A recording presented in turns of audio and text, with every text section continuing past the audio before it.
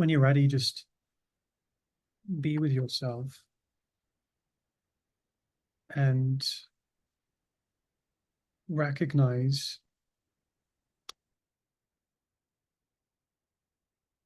the sometimes subtle desire to get anything from experience. The subtle desire for anything to give you anything.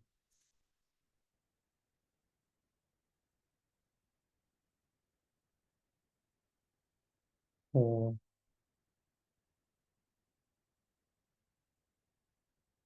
the mind to be pulled towards something to experience any type of altered state of mind, any type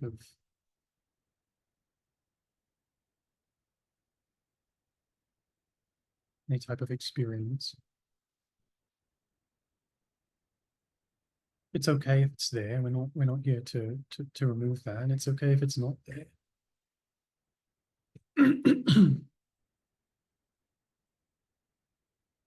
We're here, and if it is there, we are here, remember, to desire the truth of our experience.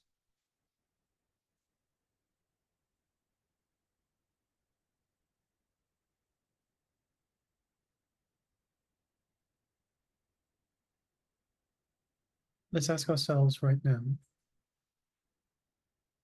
what is absolutely true of my experience that nobody could convince me otherwise of?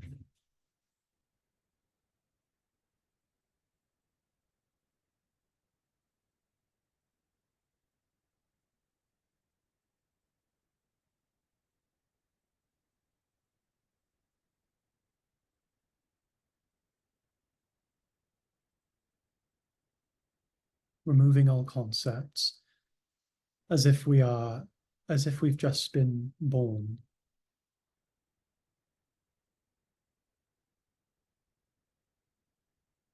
What is absolutely true of my experience that nobody could convince me of otherwise?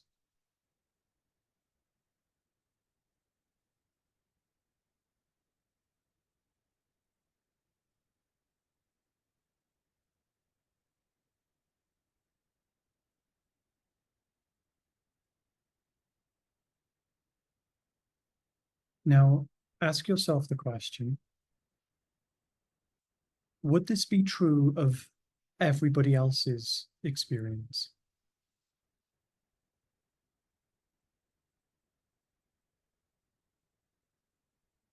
If you were to ask every person on the planet, and obviously by nature of them understanding the question, if you were to ask anyone on the planet who understood the question that you were asking, would they also agree the same?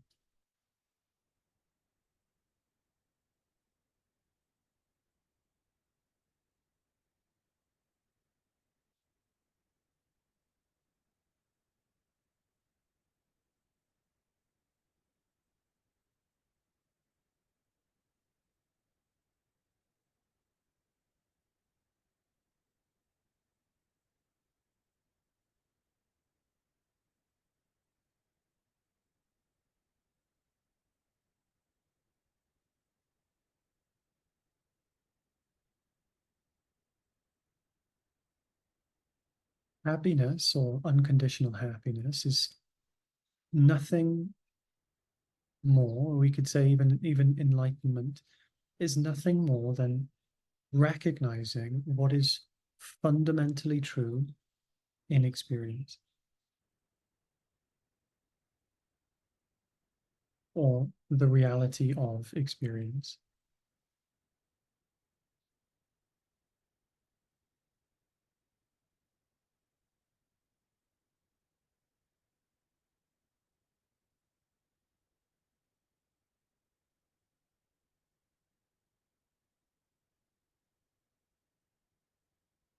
The reality of experience must be that which pertains all experience.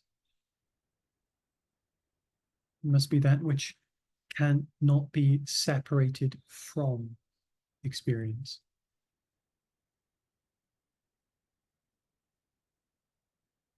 That which without experience cannot take place.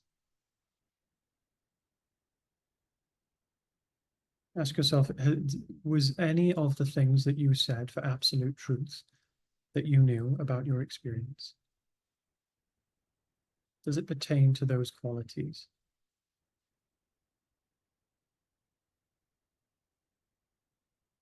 Is it inseparable from experience?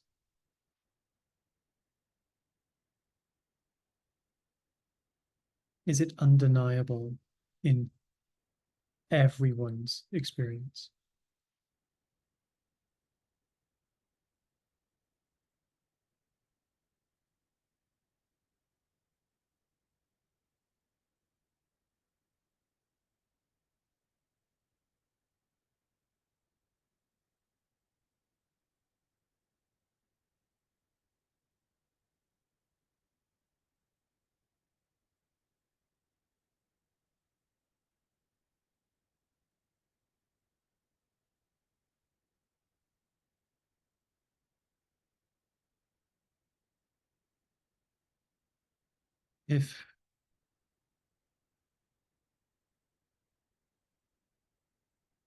If it isn't, if that what if what you found true in your experience was something that could be taken away from experience, then ask yourself, what in my experience cannot be taken away from it, that is fundamental, that without I could not experience?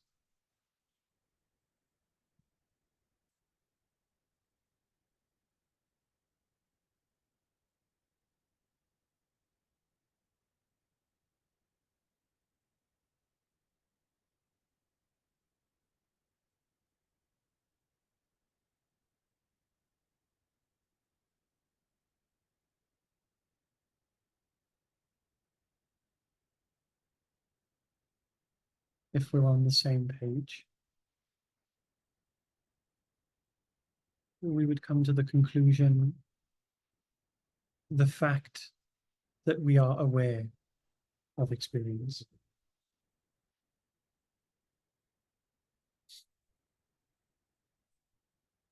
the fact that we are aware of experience is the one experience which is a very unique experience that can't be taken away.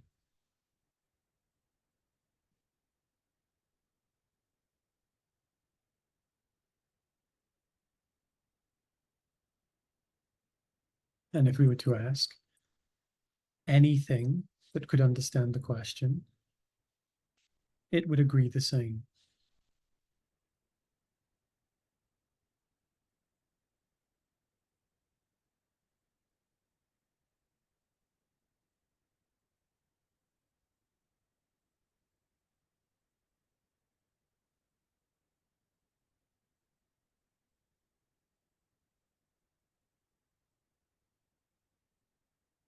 Now,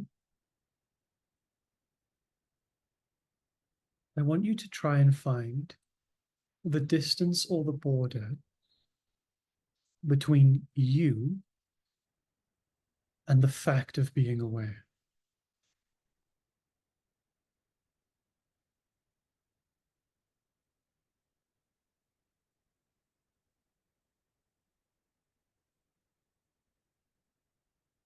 Notice that you are the one that is hearing these words.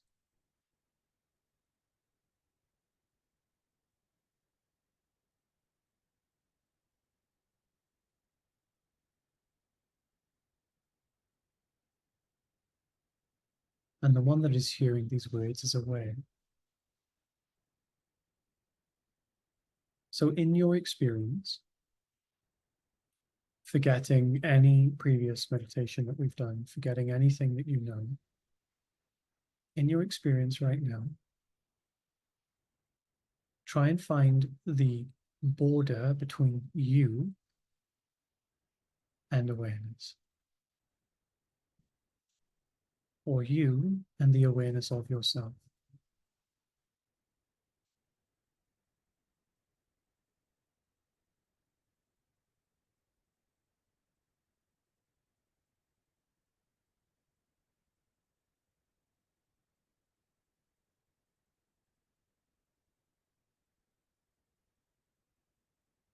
When you take the path to try and distinguish that border, you enter the borderless, timeless presence of being.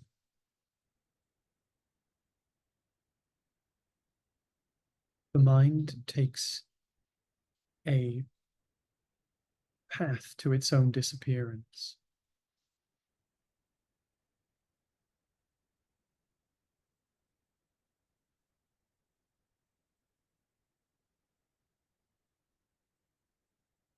And we notice that there is no distinguishing gap. There's no distance. There's no border between what we are and what awareness is.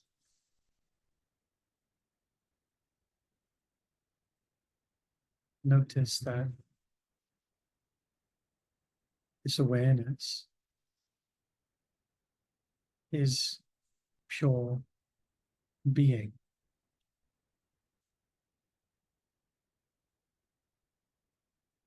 It's what we refer to when we say we are being alive.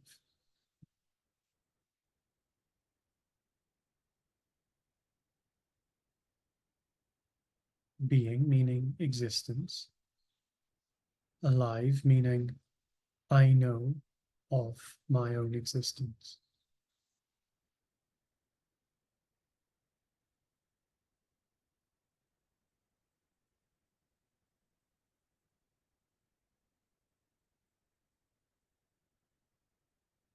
Happiness, unconditional happiness, is the recognition of being alive,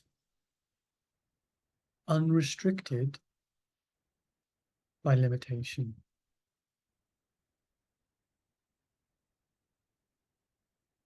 In other words, happiness is recognizing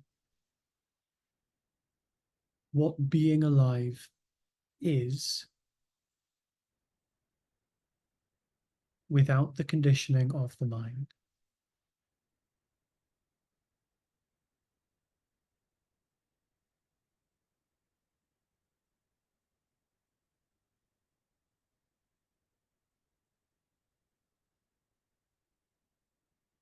Old paradigm says being alive is my heart is beating, my lungs are breathing, I'm eating, I'm moving around, doing things.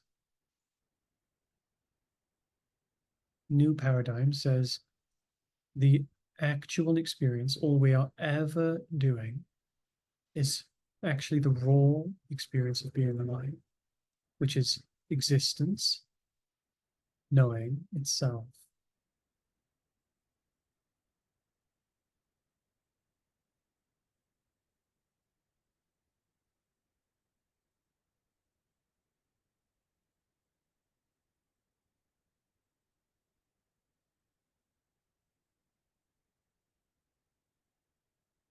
We think that I, the one that is alive, am going to the supermarket, or I, the one that is alive, am going to the tennis match. I, the one that is alive, is eating lunch. What we do is we qualify the raw experience of being alive with concepts and ideas that pull us away from the raw experience of being alive. And in that process, we distinguish this raw experience of being as a subject and we impose the world as an object. And we live in this duality of being, object, subject, object, witness, witnessed.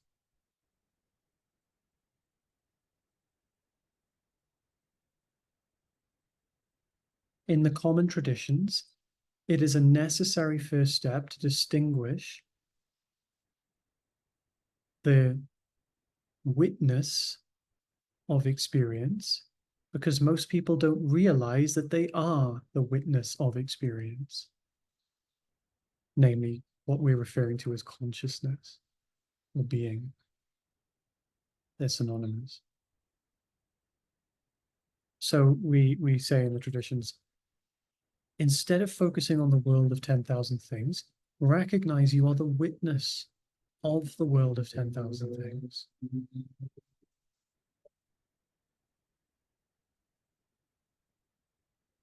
Now, being a witness of experience is not the final step. It is a concession. It's a tool to get the mind to distinguish the aspect of being from the mixture of the world.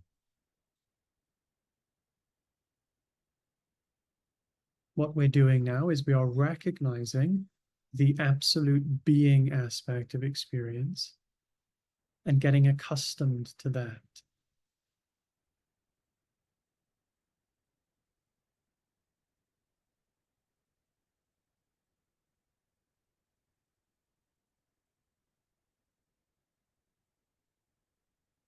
The next question then is this aware being aspect of experience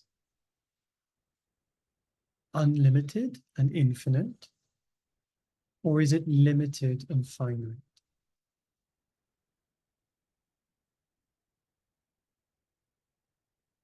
If it's limited and finite, it would be true that it exists inside the body and shares the same limitations as the body. If you, awareness, in your being, is infinite, then it does not share the qualities of, or all the destination of, the body and the mind. The entire spiritual process is simply that. First, recognizing that, for one, we are the aware aspect of experience. Then recognizing if this awareness is actually infinite, beyond time, beyond space, therefore the container of time and space, or if it's limited and finite in the body, that's our own truth to discover. And then once we recognize, if we do, which I'm sure anyone who takes this path absolutely will, that we are infinite, then the journey really begins. That's the start of the journey. That's not the end of the journey. That's not the completion of the spiritual path. That's the beginning of the spiritual path.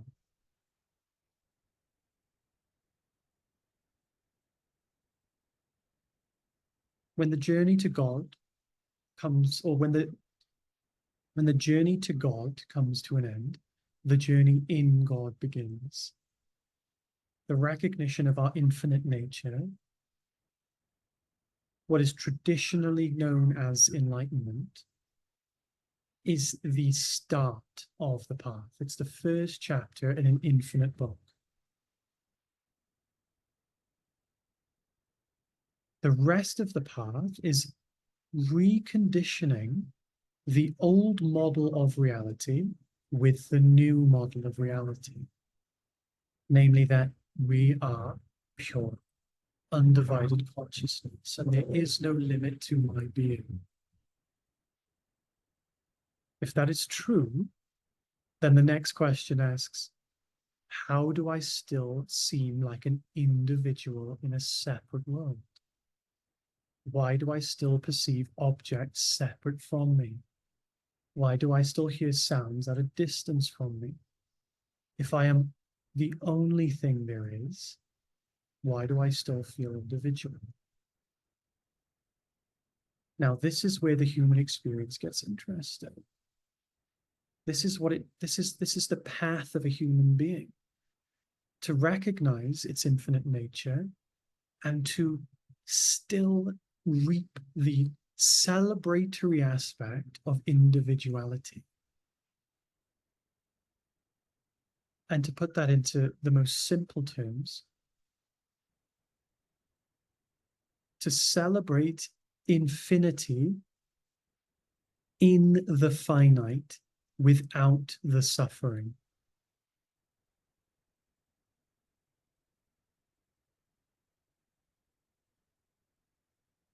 To celebrate the infinity within the finite without the suffering.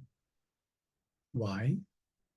Because if consciousness is the source of everything, then consciousness cannot experience its infinite content from its own infinite point of view. If it did, it would experience nothing. Likewise, if we were to take pictures from all points of view of the same mug, it would just look like a black image. So the only way infinite being can celebrate and enjoy its absolute infinite nature is to localize itself from an infinite number of points of view.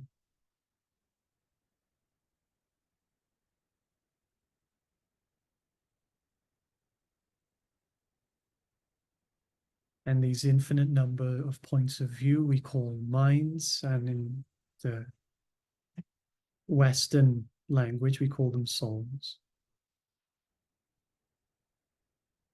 Souls are simply the infinite being experiencing a finite point of view. Now, we're not here to get rid of this individuality.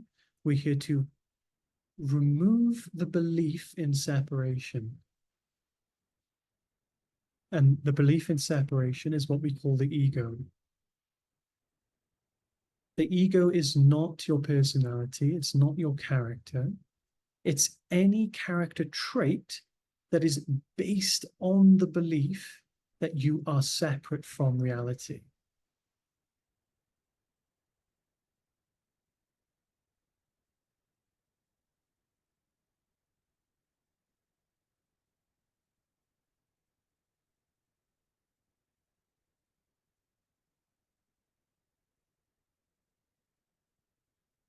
The ego is not the individual experience itself. So we can remove any belief that individuality is something wrong and start to enjoy that aspect of experience.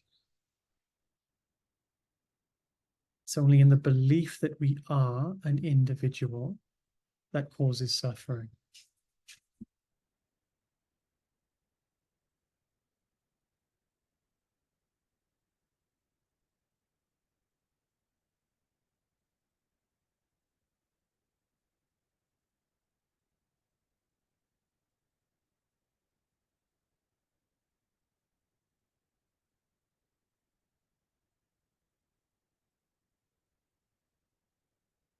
So notice now, coming back in your experience to this raw experience of being alive. That which you are experiencing every single day without any doubt. That which is the continuation of experience. That experience of being alive is the source of peace and the source of happiness. It's the end of suffering.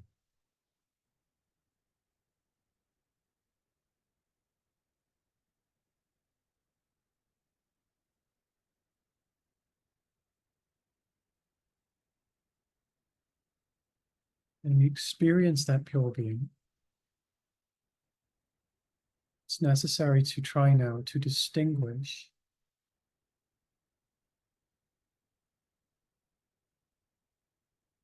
any type of border,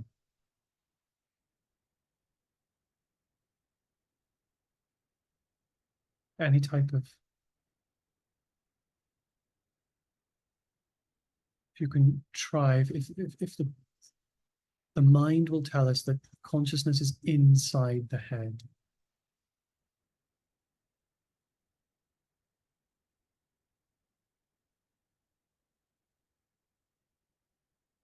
So we'll do one simple exploration just to finish on. I want you to go to the experience of awareness. And I say that provisionally. We can't do anything to go there because it's already the baseline of experience. And now I want you to go to the experience of your head.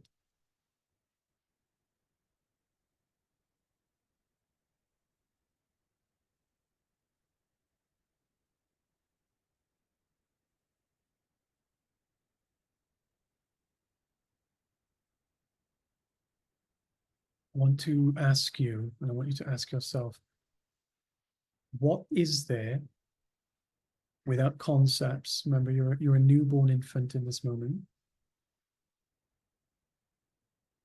Removing the concept of the size and the shape of the head, what is there to the experience of your head?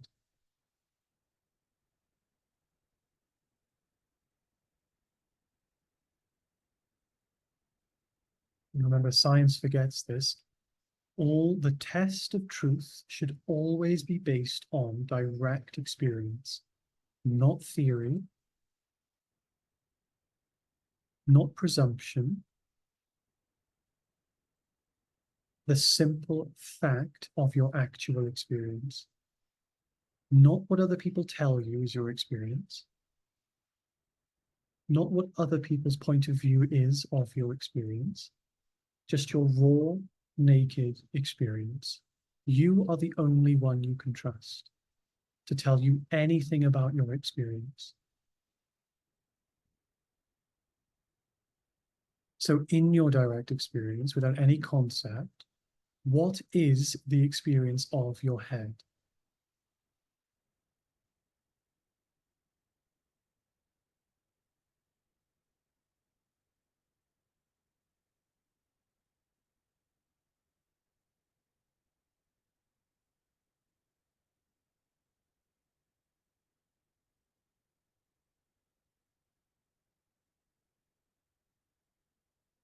If you look closely,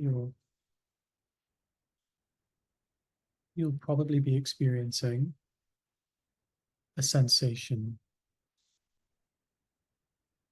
some type of sensation. Quite honestly, I can't even feel 90% of my head. It's almost like a transparent, invisible nothingness. And there's some sensation around the eyes. Again, if we remove the concept eyes, we can't even distinguish where or what it actually is. We just know there's some sensation.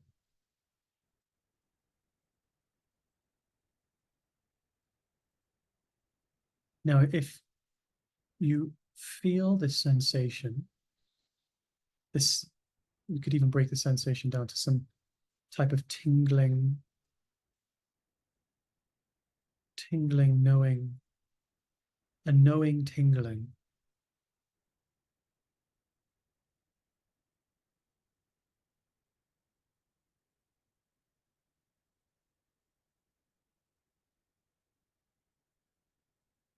And I want to ask you, can you find where the tingling starts and the tingling ends?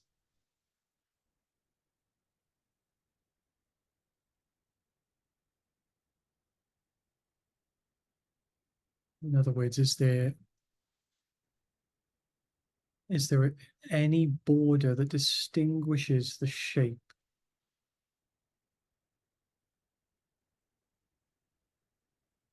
not through visual, just through the raw experience, removing the idea of the shape of the head, can you actually find it in your experience?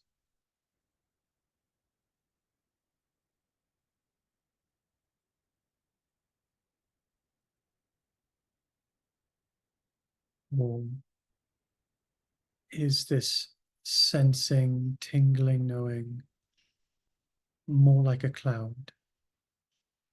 It has no defined edge. It's indistinguishable from the space around it. If we go to any particular part of that sensation,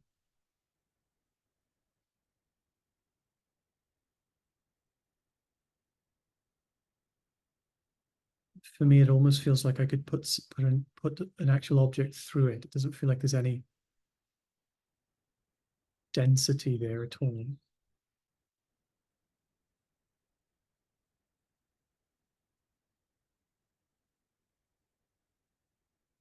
Notice that there is no border. There's no place. There's no distinguishable shape.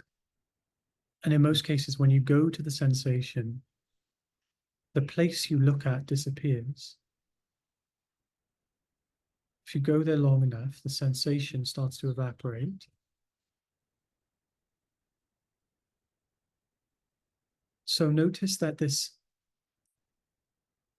experience that we call the head, the place that the brain is supposed to exist, where consciousness is supposed to exist, notice that all we find is this raw sensation.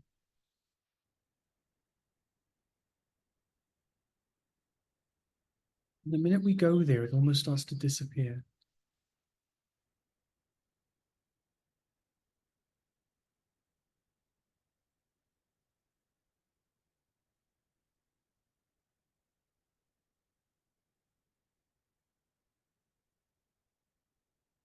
Notice that this sensation,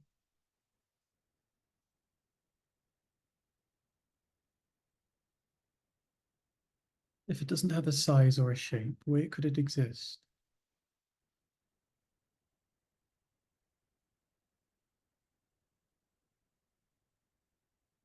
Tell me how it would be possible to distinguish the size of the sensation.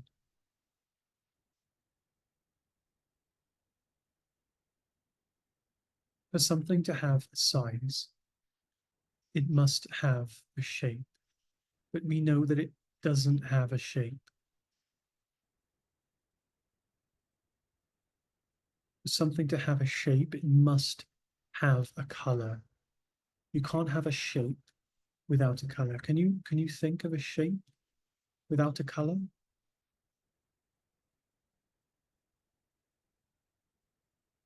You can think of an outlined square or circle or anything outlined, but then the outline would be the shape. And you would simply be making an empty, you would be carving nothingness out of a shape. So notice that this sensation has no size, it has no shape. Therefore, it can't be an object. Have you ever seen an object without a color, a size, a shape, or a form?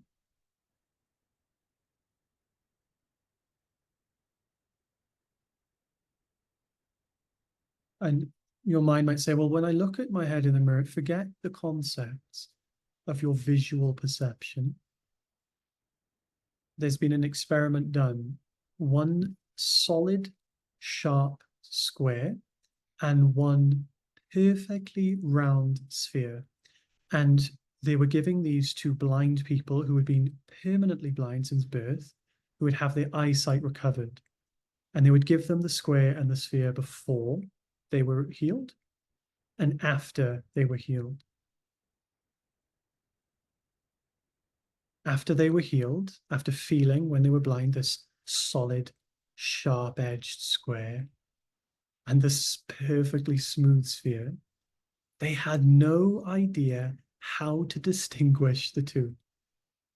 They felt them both again. They felt the sharp edge of the square.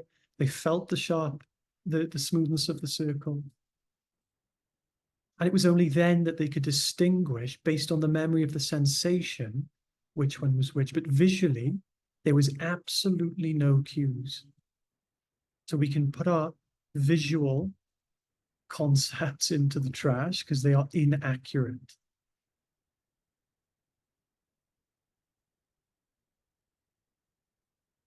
So tell me, if consciousness is inside what you call the head, how could it be possible to be aware of, firstly, the experience of the head? And secondly, how could it be possible for consciousness to exist in something that, by our own direct experience, we cannot actually find?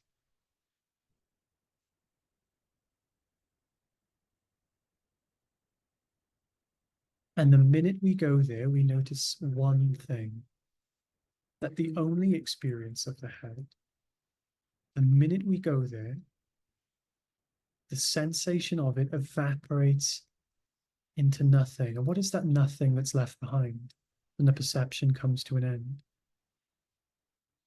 It was whatever there was there before. Awareness.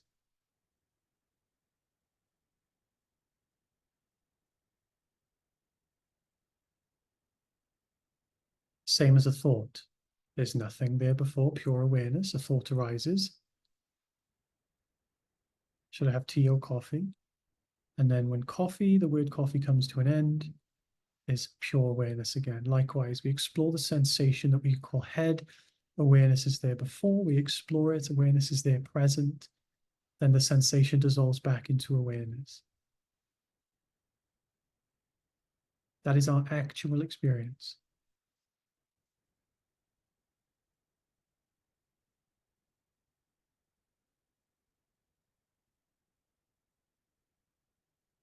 So whenever you feel like you're stuck in your head, just remember this.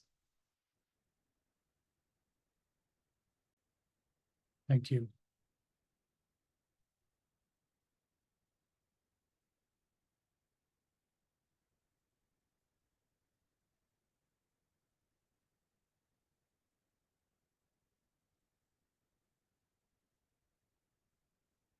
How does everybody feel? Does anyone have something that they want to share or that they want to ask?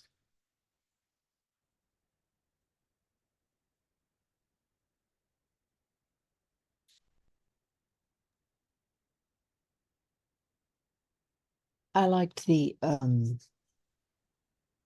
course, now it's gone out of my brain. The localization concept of consciousness, needing that in order to experience infinity. I'll definitely revisit that. Okay. I'm glad you like that. It's interesting how I just find it beautiful that the mind takes that path, almost like the moth to a flame.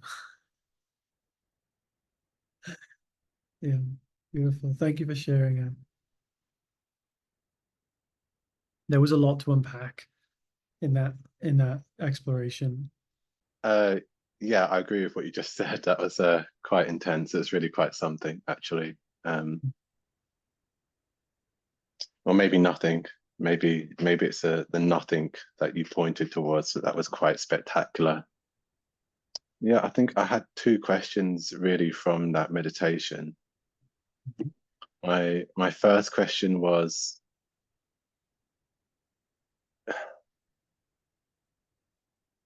you talk about this raw state of being, this unconditional happiness.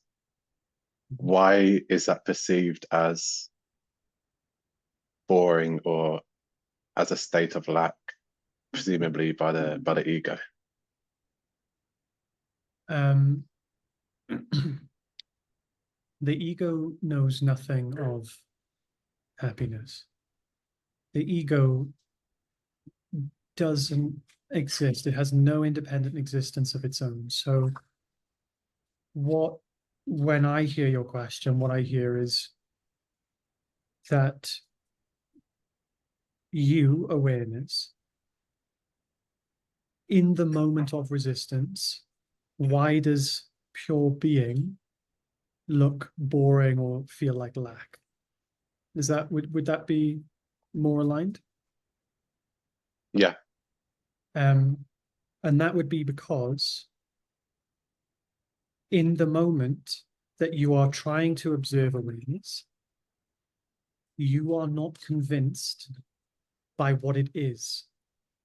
So, for example, if I was to show someone a piece of art and they were to be observing it, and they were in that moment in some type of state where they could not perceive what was really being transmitted for whatever reason, they wouldn't experience the same thing as you, even though it's the same piece of art.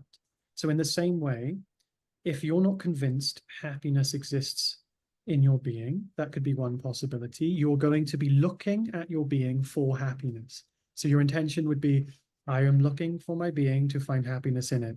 And by definition of that intention, you are resisting your experience.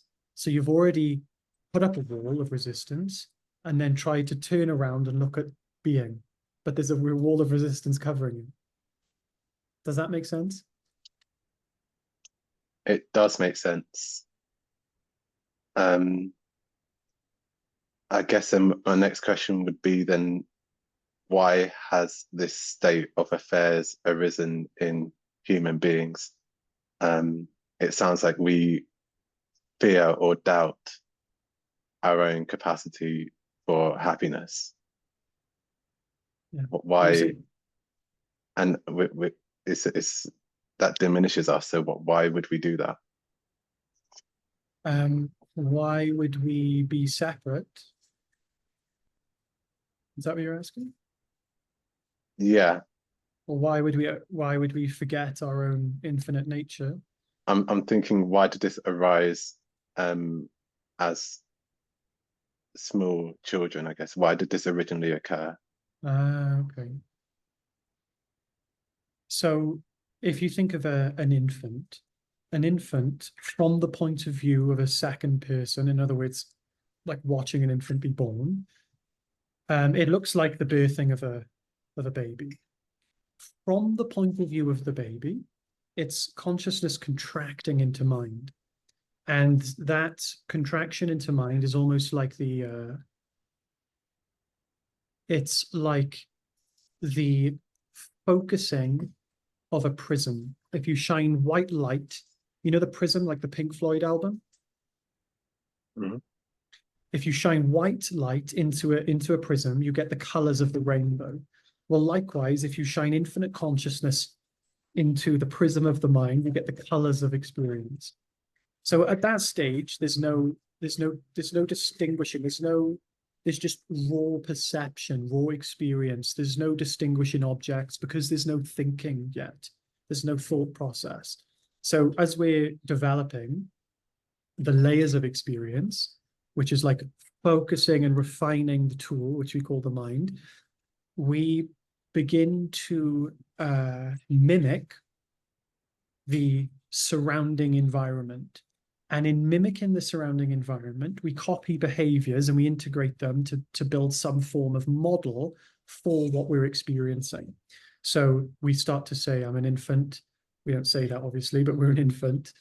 And there's no distinguishing border between anything. And then all of a sudden, we start getting perceptions for the body. We start to distinguish our arms, our legs, our just whatever the body is. And then all of a sudden, we distinguish our mother as an object. And we have this intimacy and bond with the mother. So then we start saying that this is my mother. We just want to collect everything that is, we're trying to fight. It's like the mind is trying to distinguish itself to have an experience. So it's saying, this is my body, this is my mum, these are my toys. And eventually it distinguishes itself to the point where it believes that it is the things that it has distinguished. So in other words, it believes that it is a collection of thoughts, images, ideas, and beliefs. It doesn't no longer think that its mother is what it is, but it starts to cut it and refine it into the finest forms. And that becomes, well, I must be a thought, I must be a feeling, and I must be a body. So what we do is we cut infinite, pure, raw experience of perception, which has no distinguishing factor. We cut it into pieces with our thought. Thought creates time. Perception then formulates what we perceive as space. But the raw experience of thought is timelessness, and the raw experience of space is infinite, is infinity, beyond space. So that's why this happens. To form an individual experience, we have to first cut ourselves out from it to experience individuality, but that causes suffering. So then the intelligence of the mind gives us suffering in the same way that the body causes pain. If the body didn't give us pain, it would sacrifice the integrity of the body. So we'd get diseases, we'd get things, and the body would eventually die. So the intelligence of the mind causes psychological suffering in order to recognize that we're not the individual, so we can then both have individual experience and experience the infinity of what we are while still being infinite. Does that answer your question? Yeah, I mean, that was really interesting. I'm going to have to listen to that back, but it's very interesting what you said. Sounds almost like an accident of nature. I know what you mean. Develop this way.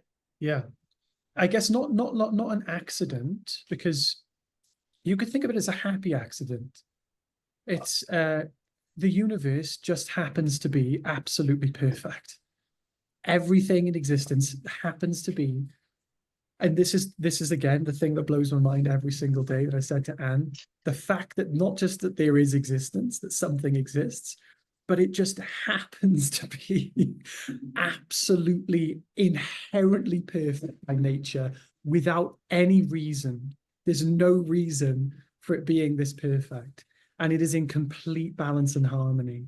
Even if there seems to be the appearance of chaos, there is absolute balance and harmony. So you could think of it as a happy accident, the fact that everything is absolutely perfect without any reason to be. And I like to think of it as like the way nature, or the way that a river flows to surface level. It just does it. There's no reason for it. It just knows how to do it. It doesn't think about where it goes, why it goes there. It finds the most efficient, effective path, no matter where it is.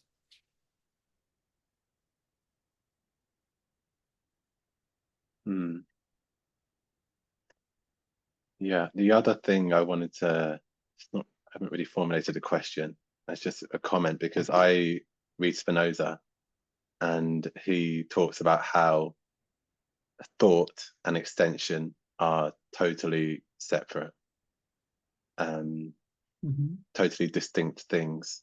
Extension being like the physical action. Yet two sides of the same coin. And I've always found that concept a bit difficult. I kind of have to suspend my disbelief when he says that. Yeah. Because it's very hard to get away from this idea that the thoughts are happening inside my head. But yeah, I mean, what you said today in the meditation kind of, I felt made me at least less of a disbeliever regarding that concept. Yeah, it's fascinating. Thank you. You're very welcome, my friend.